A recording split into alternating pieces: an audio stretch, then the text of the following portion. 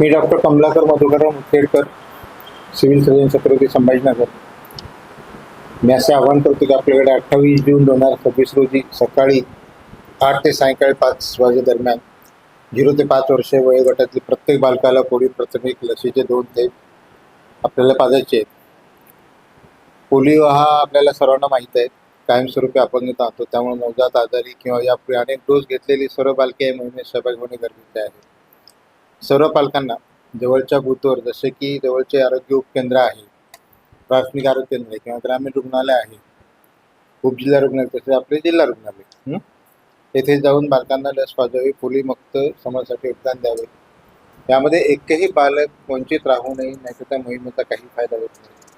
कारण जर एकही बालक जर वंचित राहिले तर त्याच्यामध्ये जो धोका आहे तुमचा कायम राहू शकतो. त्याच्यामुळे सगळ्यांनी याविषयी 2 थेंब जीवनाचे संरक्षण पोलिओपासून कायम केले.